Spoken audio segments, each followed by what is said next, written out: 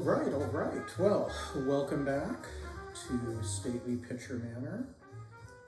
And today we'll have the, this lecture video will be the last one for chapter 13. And so I want to talk about one of the concepts, principles that kind of governs equilibrium, and that's called Le Chatelier's principle.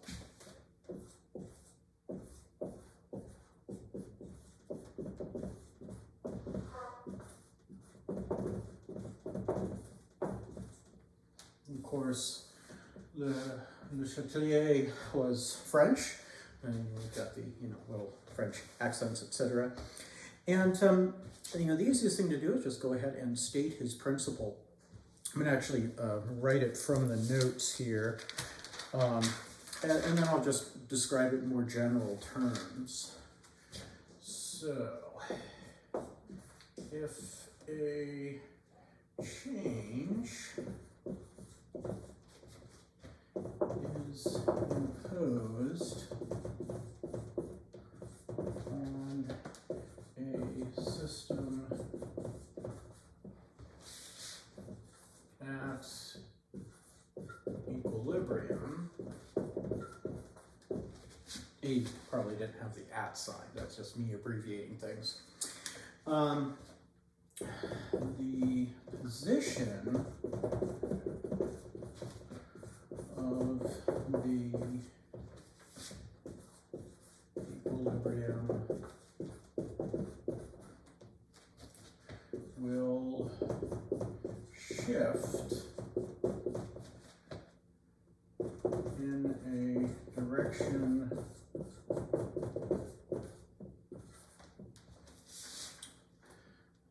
that tends to reduce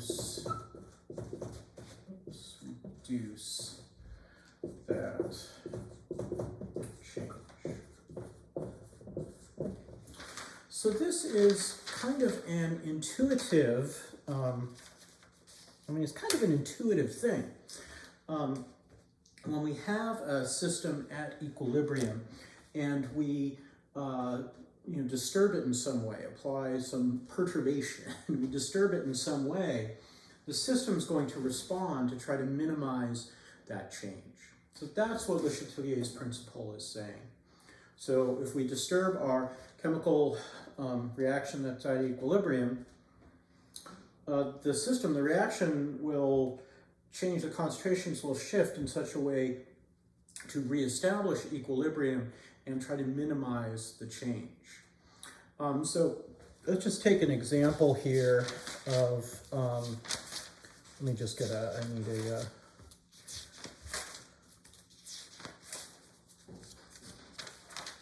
so, let's just say we had our N2 gas. Actually, let's not do gaseous stuff. I want to do liquid stuff.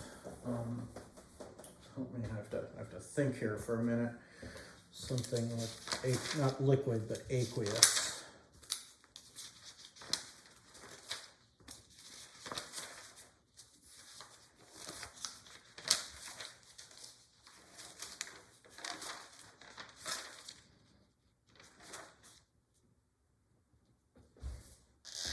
Okay, well, we'll go ahead. I'll do that one anyway, because it's an equation that I happen to have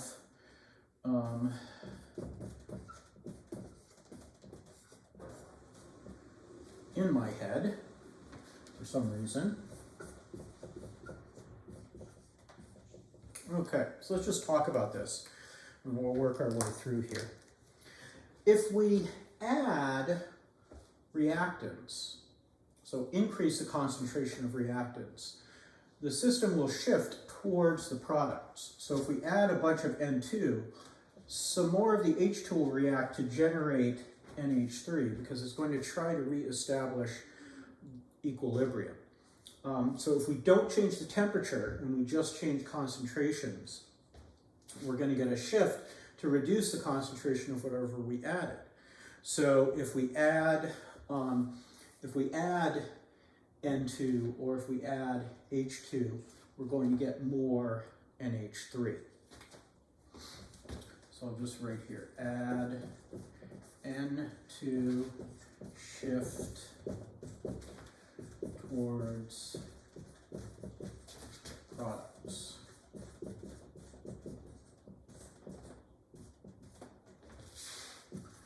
Add H2, shift again towards the products. And I don't need parentheses there. Erase these parentheses. I tend to use too many parentheses, I think. Add NH3, shift towards reactants.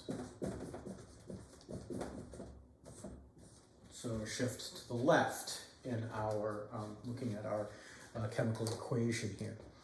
Now, we can get similar or related shifts if we remove product or reactant. So if we lower concentrations. Now, how would we do that? We can't like reach into solution and remove stuff. Well, maybe we add another compound that reacts with one of the reactants, let's say. We add something that reacts with N2 to remove it. Well, if we remove one of the reactants, now we're going to try the system according to Le Chatelier's principle. We'll try to reestablish equilibrium to minimize that change. So removing N2 means we'll get shift back towards the reactants. If we remove product, we'll get a shift towards the product over here. And that's actually one way that you can get an unfavorable reaction. So let's say K is less than 1. That's reactant favored. But you can actually use it and get it to work if you keep removing the product as you make it. So as you make it, you remove the product, and then the reaction is going to keep going. You're going to keep making a little bit of product, remove it. Make a little product, remove it. And that's Le Chatelier's principle at work. All right. So let's see what else we can say about Le Chatelier's principle. All right, well, if you guys want to pause, jot things down, you can. And then I'm going to erase. Okay, go back. I will erase. And I'm going to go ahead and write this down again.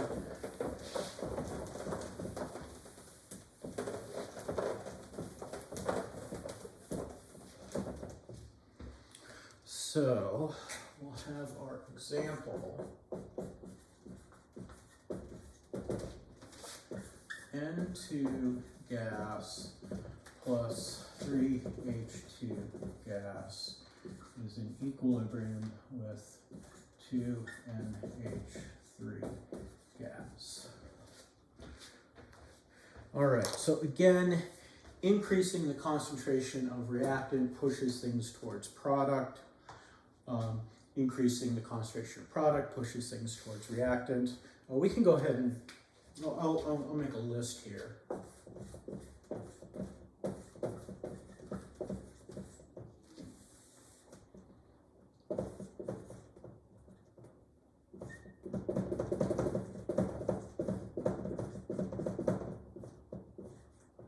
And we'll get an equilibrium shift. So if my concentration change is, let's just say I increase N2, my equilibrium shift is that way. If I increase H2, it's that way. If I increase NH3, I got the H2 one wrong, didn't I? I'm getting ahead of myself. All right, Wayne, what's going on here? There we go. So increasing the concentration of either reactant pushes the equilibrium towards the product. Increasing the concentration of product drives the equilibrium back towards the reactant. Conversely, if I decrease the concentration of N2, we're going to get a shift towards the reactant, and then if I decrease my concentration of NH3, that'll go towards the product. Okay, so this is sort of a summary for this particular system here. So remember, just think about it. This is qualitative. We're going to quantify it in a little bit, but this is really qualitative. All right, now what about pressure? So let's take a look here. I just talked about concentration, but what if I actually change pressure?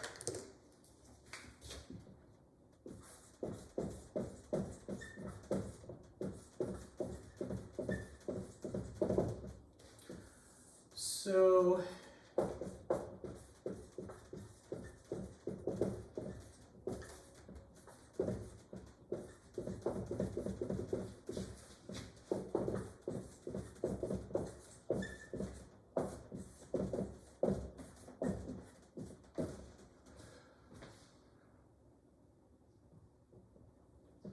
So if we increase the pressure simply by adding an inert gas, such as argon, we get no effect. And the reason for that is that there's no effect on the concentrations or partial pressures of the other species. So the equilibrium constant still is the same. We're still at the same equilibrium conditions because we're not actually changing concentrations or partial pressures.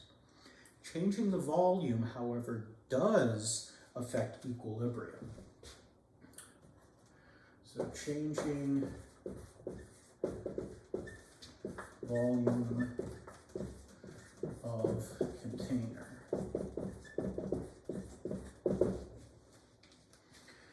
And this affects equilibrium position. And we're going to see the following effect. So if we have gases present and we change the volume, then we're going to get a shift in the equilibrium.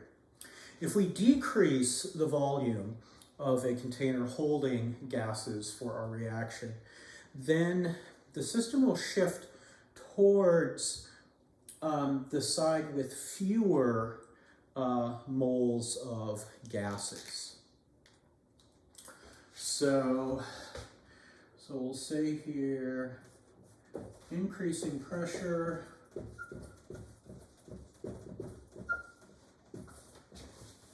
P shift towards fewer moles of gas.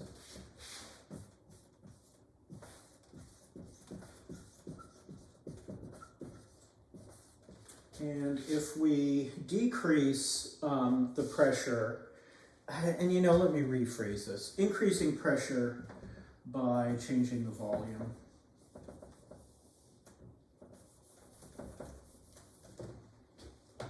So let's just say decrease volume.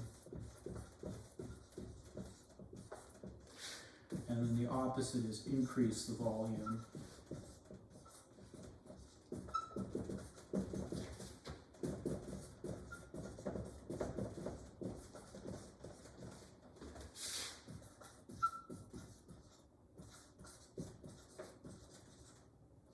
So if we increase the volume, we get more. And if we decrease the volume, we shift towards fewer. So it's not the case necessarily that that's going to, it could be, one could be reactant, one could be product. It could be either way.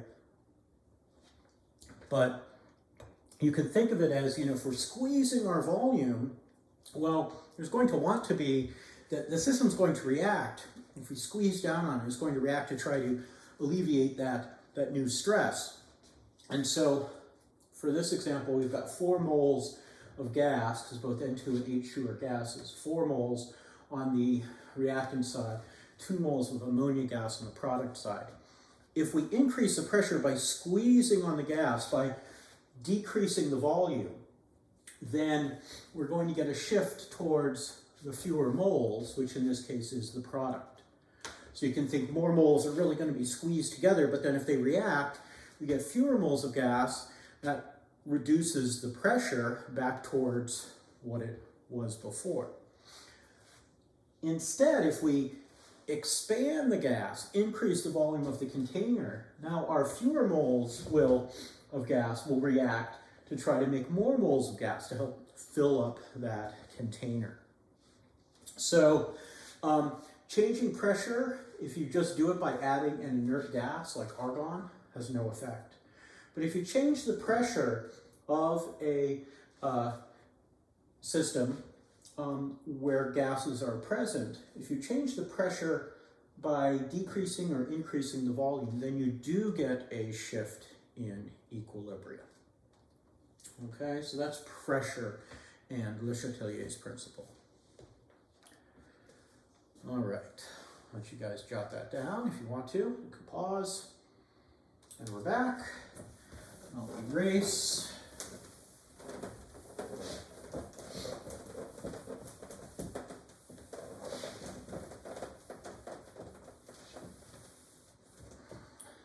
The last thing to talk about is change of temperature.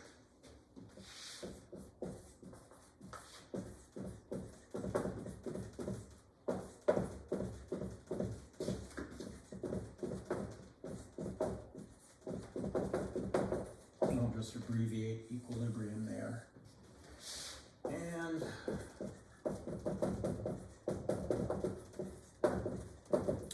qualitatively, we can look at heat as a product or reactant.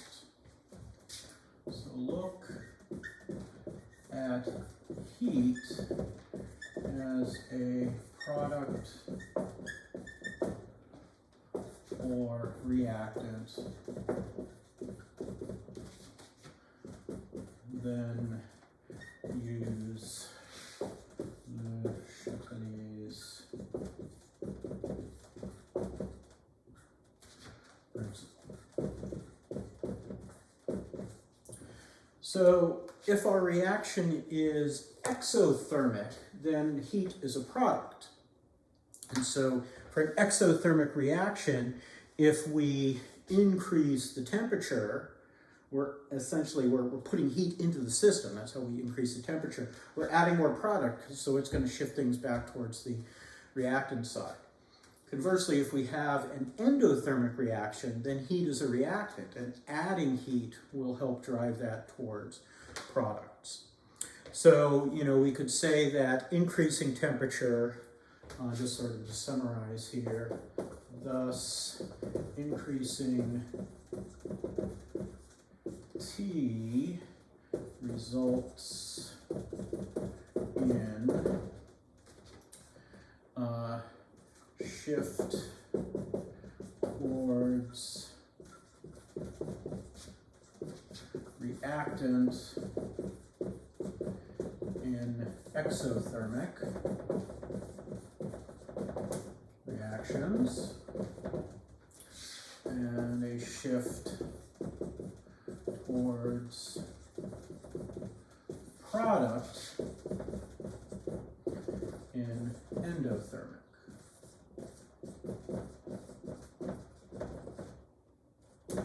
reactions. And for decreasing the temperature, the effects would be switched. If we decrease the temperature, an exothermic reaction would shift towards products. Decreasing the temperature for an endothermic reaction shifts things back towards the reactants. Okay, now that's qualitatively. But we can actually look at this quantitatively as well. So the important thing for the qualitative analysis is just consider heat to be a product or reactant. Now it turns out that things can get a little more complex. Of course they are. Of course they are. So let's look at things a little more quantitatively. There's a relationship between free energy, the Gibbs free energy, and the equilibrium constant.